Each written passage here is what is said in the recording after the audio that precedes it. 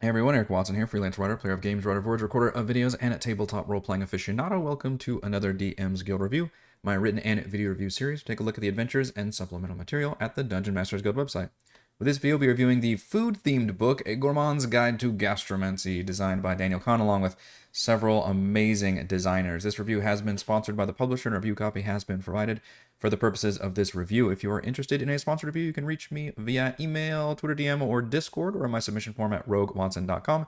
And if you enjoy the content, consider using my affiliate links for online shopping and supporting me via patreon.com/roguewatson. So A Gourmand's Tale of Gastromancy to Gastromancy is part adventure book. It's part subclasses, new ancestries, new spells, kind of like an all-in-one book, which I've reviewed several books that do this, and generally they all have a theme to combine themselves under. And this one, of course, the theme is food, and this is maybe the lighter side of D&D. It doesn't take itself too seriously. That's not to say that it just hits you over the head with a lot of jokes and that you can't have a somewhat serious game. But the idea is there is supposed to be some kind of joke, some tongue-in-cheek here. There's a lot of references, for example, with the adventures and the other content. One of the races is basically based on our ancestries, is based on like a ratatouille, for example. It's a cute little rat chef, I guess. So if you like that theme, if you like that idea, if you're already smiling, then I think you're going to like this book. If your eyes are rolling and you're thinking, all right, this is not usually what I'm going to need at my table, then maybe it's okay to move on. But I would really suggest you take a look at this book anyway, because it is so well produced. The artwork alone is incredible. We get some really cool maps with all these adventures. I basically don't have anything negative to say about this book. I guess I was a little jarred that there's not a fun introduction section. Like almost every one of these books that I've reviewed, usually it's like so-and-so's guide to something, right? So I'm kind of surprised that they decided to not couch this under a certain like in-world personality.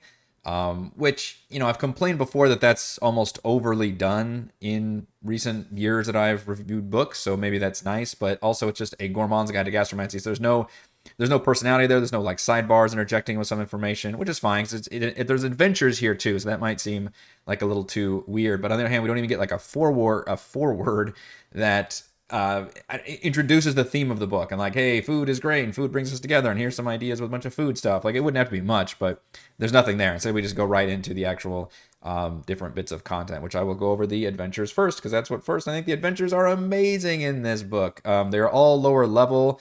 I believe this one is level 1 to 2 at the top. The other one's 3 to 4, and then 5 to 6. The Carrot Incident is just a really silly, fun little adventure where you come upon a home that's under attack by a bunch of veggie blights.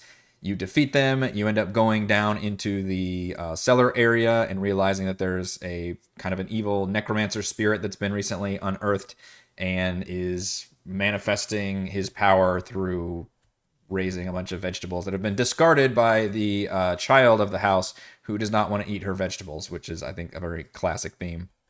It's a really cool adventure. It's kind of combines basically like a standard D&D. And by the way, I was saying adventure. These are very small, typically a couple pages long, and all take place in one area. So kind of like a dungeon crawl style adventure. So obviously not like big long quest chains or campaigns or anything. Definitely a mini adventure. This one very much combines like a traditional like dungeon crawl adventure area with the silliness of the food theme in a pretty good way that maybe allows you to kind of overlap a little bit of those themes. Like there's still like a ghostly spirit that talks to you, a skeleton, and the necromancer thing that is possessing this compost abomination. By the way, what you'll also get here is a lot of really fun monster ideas. In fact, I think there are over 20 completely new monster styles here. So if you run into problems with your players, having too much meta knowledge and you're tired of running with kobolds and goblins and giant rats and all that, this I think is going to provide a lot of fun just based on that alone with the original creature concept. The biggest brunch is designed for parties level 3 to 4. This one may be my favorite one just because, I don't know, the theme of working with a cloud giant in a kitchen is really fun. And this one honestly looks at giants. I haven't thought about giants like this in a long time, but in giants in D&D, I figure they're just kind of bigger monsters. Like they're still very much fightable for, I guess, tier 2 or tier 3, maybe not so much in tier 1. But in this adventure, it really makes giants feel like a Jack and the Beanstalk style giant. Like it's something you can't even really battle. It's like they're a whole nother echelon of entity that you just kind of have to obey when they're around. And in this case, you can help this one cloud giant who's trying to impress the prince with her cooking. She's being sabotaged by another rival chef. And you end up going through all these like just kind of cool hijinks, like stealing eggs from a chicken coop. But of course, they're giant chickens because it's like, you're in the giant world area, I guess, the cloud giant area. You're trying to help her cook all these things, which involves a skill challenge, and then there's a spice devil that's been unleashed, and he's turned all the eggs that you just stole into these evil creatures. But of course, you have to use certain attacks against them, or else you'll break the eggs. So just a lot of really cool ideas with the kitchen aspect, and a good mixture of having some role playing opportunities as well, since you're actually helping this cloud giant the whole time, and she actually, can help you in battle a few times, and it's got a fun little like emotional arc to it. I was very impressed for how short this adventure is. It really does like everything I want an adventure to do. And then the Great Sugar Strike. I love this one because of the reference. Obviously, it is Charlie and the Chocolate Factory, or Willy Wonka and the Chocolate Factory. But instead of Wonka, it's got this woman who's turned into a Medusa, like what's it called? A saccharine Medusa. She's got rock candy snakes. But the idea is the same. You're going to this factory, this candy factory. There's a bunch of halflings that are on strike outside. So you're sent in to kind of try to figure out why the factory is still going on. It turns out she has created a bunch of gummy folk, which is one of the ancestries. So you can actually play as one of these creatures, and you go through a bunch of little cute trials and challenges. You meet up with the resistance called Resilient Green. Just a really cute, clever idea, an interesting location. I think people will enjoy this one specifically because of the references it makes, and yet it doesn't just do a complete retelling, right? The fact that you do have a proper villain fight at the end, and it's kind of this fun tongue-in-cheek like workers' rights thing that it kind of throws in there, but it all I don't know, works for the context of the story, and then you end up battling the rock candy snake Medusa at the end, who's got all these really cool, unique powers at her disposal. So just really cool adventure ideas. I enjoyed the hell out of them. And if you notice, holy crap at the map art. Saga Mackenzie is an amazing cartographer, map artist. I love that we shelled out the nice funding and were able to put out some really cool map art. I love my map art. Y'all know how much that means to me running on a virtual tabletop. And this one absolutely brings it to the nines. And some of it's a pretty tall order, right? Like a cloud giant kitchen, or like this one, which is the Willy Wonka factory / different areas in that zone. So really awesome that we got some amazing map art to go with these small but awesome adventures. All right, what else we get? We get 3 new ancestries, 3 new backgrounds, over a dozen magic items, over 20 monster stat blocks, most of which you actually just saw in the adventure section. They're all kind of listed at the end, but there is a separate one that adds some new ones that aren't in the adventures, and then 20 new food themed spells. So everything has got the food theme, which is very well fully realized. You can be a fey touched morsel, a gourmand, which is those kind of cute ratatouille chefs. Look at the artwork here, just absolutely adorable. It kills me.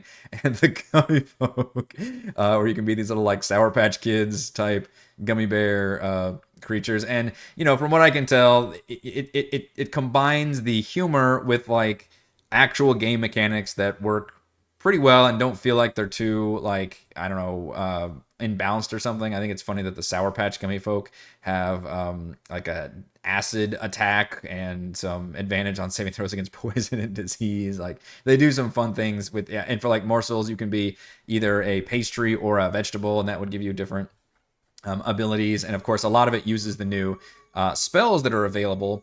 And same with the magic items, use a lot of the new spells as well. The magic items do some really clever ideas here.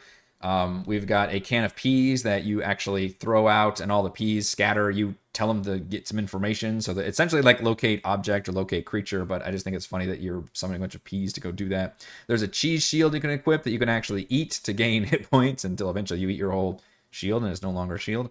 There's a chef's hat that gives protection to poison and purify food and drink, and then a lot of the items just use all the new magic spells that are used, which I keep mentioning, so I'm going to go to the spells next.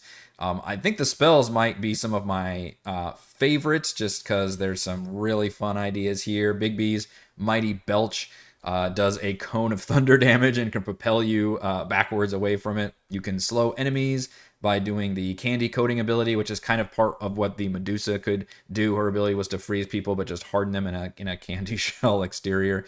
The culinary bolt allows you to fire bolts of energy, which is kind of like a guiding bolt in terms of damage, but then you can add all of these extra effects on there, all these extra flavors, which do different kind of debuffs, or maybe even gain temporary hit points and do different kind of effects, which is nice. Gastrointestinal distress, definitely a favorite of mine. If somebody double over in pain and fall prone from stomach cramps, it just translates pretty well, right? Like food is a really clever theme to use because we all know what the food stuff is, and it also translates pretty well to like a combat world because you can do stuff with knives, you can do stuff with fire and boiling, and do stuff with like acid. Like it just, it covers a lot of different things within that theme. So it just works really, really well. And then all the new subclasses, there's only 3, and it's for Bard, Cleric, and Wizard. They're probably, if I'm being honest, the weakest elements of this book, which isn't to say they're bad. It just says that somebody's got to be weakest. I actually thought the Cleric one was the most interesting, which is rare because I, like a lot of people, find Cleric to be a little bit boring, even though I will fully admit Cleric is one of those powerful classes in 5e. But this one, obviously it's food themed, but it works with food in a cool way. You have the Create Bonfire cantrip, which then becomes this way more powerful thing you can move around and do different effects with, and as you're kind of like cooking with it, called Caramelize when you're at 6th level. And you can also just cast basically like Cure Wounds or Healing Word on food, and then it will stay on the food until somebody eats it, allowing you to like kind of like store that spell and essentially create like your own potions almost. And then it lasts for however long the food lasts for. And usually it says about 3 days or something. So I just thought that was kind of a cool extra ability. The other 2 are fine. They're just a little bit less interesting. And they have basically just ways of using the certain gastromancy spells, which I do think are pretty cool. And then this section of the monsters is just new monsters that weren't necessarily added to wielding a knife. The assassin fruits and awakened kitchenware. Just fun ideas that didn't happen to actually fit any of the adventures. But this is the theme in a nutshell, right? It's silly, it's fun, but also these are like legit stat blocks that you could run and have a lot of fun with. So I think if your players are in the mood, especially those adventures, it's great to have the adventures here because they would work really well as one shots. I could definitely see my group, for example, having a blast running like the Charlie and Chocolate Factory one and just having fun with that theme of, just silliness, but you get in the, I wouldn't want to run a whole campaign like that. In other words, I think that would be exhausting, but for sure doing some individual adventures and one-shots, I think could be a lot of fun. And I think there's just an absolute lot of fun to be had here. And this book just does such a good job of including that we can get little recipes at the end, which is amazing. There's only like 4 here, but still, what a clever, cute idea. The font, like the production value, like everything, just the ingredients, if you will, just add up together to make an absolutely scrumptious dish of a product. I was very impressed because I went in thinking, okay, the production value looks pretty good, but content-wise, like, this seems a little silly, right? Like, is anybody going to care? And I would think, even as somebody who, and I don't run like a super serious game, but I also am not out to run one that's full of necessarily jokes and stuff, because my players will basically bring that kind of energy. I'm going to run it, like a semi, hopefully realistic story and everything. And I wouldn't necessarily insert any of these into my campaign. Well, maybe I would. Maybe you can just do a wacky, offshoot episode or something. That wouldn't be too bad. But I was very, as somebody who was kind of skeptical of one that was a little silly, I think the production value does elevate this, having all the extra maps and the original artwork and everything. But just the content and the fact that everything supports itself, the subclasses, the spells, the magic items, it just sells me on this very theme. And I can't help but really be impressed with this whole product.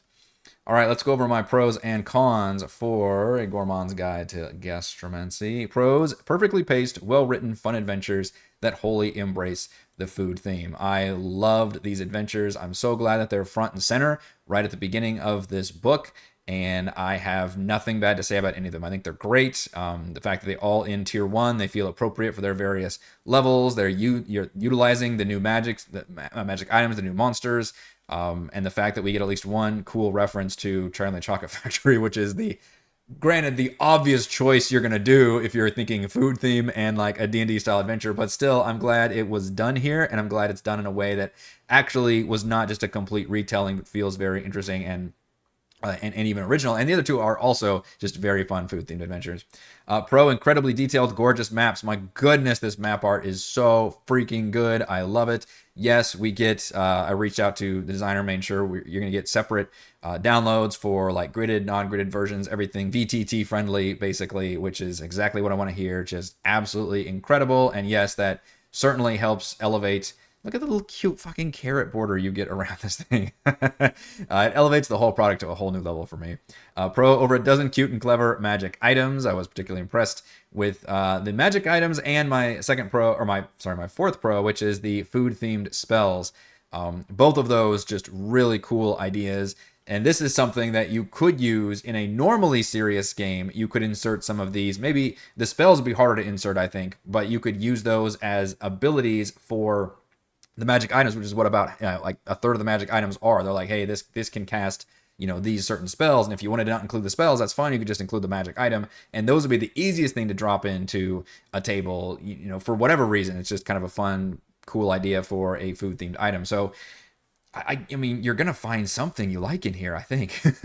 Cons, I got nothing. I have really nothing to complain about. My one little bit of criticism, I guess, would be I was hoping there was a forward here, but that's very, very like nitpicky and minor. It doesn't really affect the book one way or the other, but maybe something about yay food and brings us together and yada yada yada, D&D and food and stuff. I don't.